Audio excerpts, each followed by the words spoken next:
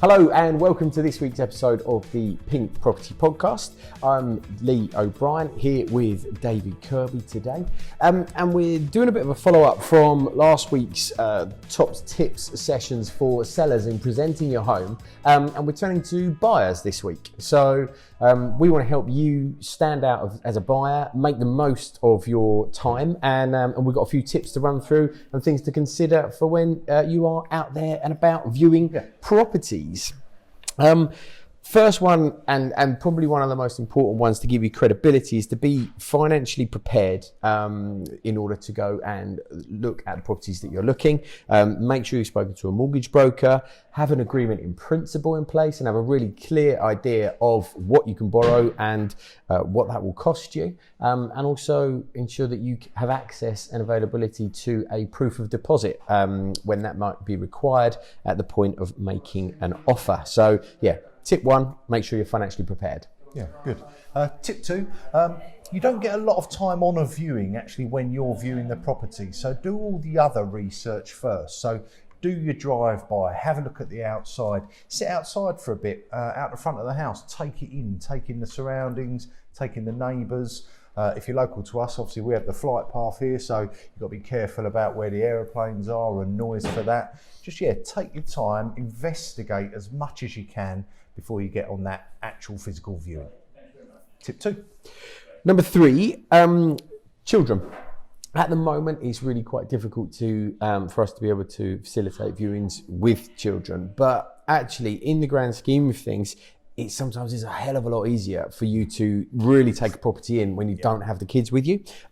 So again, as the world starts to open up and childcare bubbles are able to expand and you can have your kids looked after for the time that it's going to take you to go and look at the house, I'm pretty confident that you look at a home much better when you're not worried about what the kids are touching or what they're playing with. So give yourself the time and space to have a proper look at the property and have a good walk round and really take it in, because sometimes you can only have 15 to 20 minutes in a property. You really need to maximise the time that you've got. So that's tip three. Yeah, and tip four, following on from that, is look properly. So take your time looking properly, and to be able to do that, take out any distractions. So don't have your kids there, don't spend half the time talking to your other half, have a proper look. And before you get there, have a think about what you want to look for as well. So you've done lots of research, you've seen the video, you've seen the photos, you've seen the floor plan. Make sure you're looking at the things you want to look at in that 15 or 20 minute time slot. Point four. Number five is take notes.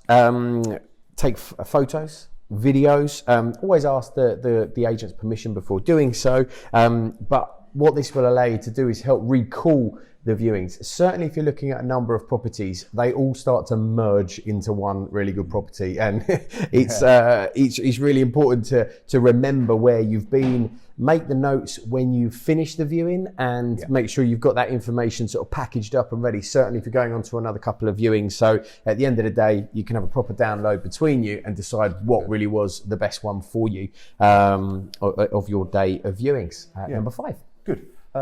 Tip number six. Be nice to the agent or the vendor, whoever you're meeting. You've got to build a relationship with that agent and vendor. Takes 3 months for a deal to go through at best. So you've got a relationship there that's going to last. So be nice, be courteous, build that relationship. And actually, where the market's very busy at the moment, you probably aren't the only person offering on a property at the moment.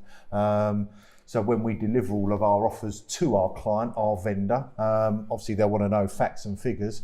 But a question they'll always ask is, who did you like? Who did you trust? Who did you get on well with? They want to enter into a relationship with a good quality buyer. So turn up, be nice. Let's build a relationship because it's going to last. Start it off on the right foot. Absolutely, Number seven, feedback. Be honest and be as honest and detailed as possible with your agent about what was good and bad for you at the property. This is never going to offend an agent. They're complete professionals in selling property, and they shouldn't really be personally tied to anything in that way. So be honest with regards to what you did work and what didn't work for you, as this will really help them find you something else. So if this viewing wasn't quite right or the property wasn't quite right, make sure you tell them why and what that really was, so that they can help you find something more suitable next time round. Feedback's really useful to us, and it's useful to our vendors to understand how their property's coming across. If there's anything that's really blindingly obvious that they should be changing before viewings, we can help advise them to make sure that is done before anybody else goes through the door. But yeah, for yourself on a personal state, helps your agent understand your needs better and help you move closer to hopefully finding the right one next time. Yep. That's number 7. Cool. Next tip, number 8. If you like the house and you're at a level that you want to make an offer on the property, get it in writing to the agent. Email your full offer, proof of funds, your mortgage AIP, solicitor details if you've got them, your position, whether you're a cash buyer, first time buyer, whether you've sold yours. Get as much detail into that email as possible, just so that the agent can get that offer put forward to the vendor, and put a bit of story with it. Explain why you want to buy that house, why you're moving to the area, why it suits you specifically. Again, just adds to that story of why you're the best buyer for that property. So yes, tip number 8.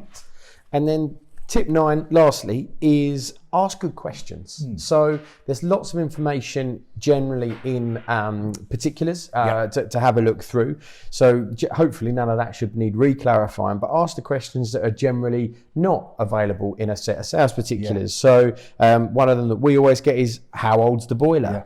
When was it serviced? When was the boiler serviced? How old are the electrics? Electrical safety is right up on the agenda, certainly for landlords. So how old are the electrics? Have they completed any works? Have they extended the home? Have they done the loft conversion? And is all the certification available for that? Is the loft boarded?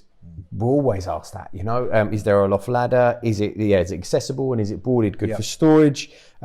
What are the neighbours like? We've had quite often.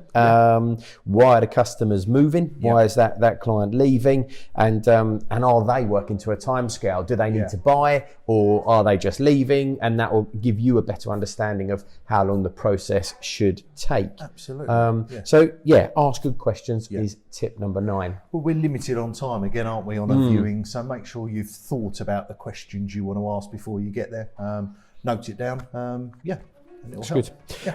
Brilliant. Well, look, that is all we've got time for this week. 9 quick tips as a buyer to help you put yourself in a stronger position when out there viewing the properties that we've got available at the moment. Thank you as ever for joining in, for tuning in, not joining in, and we'll see you next week. Have a good weekend.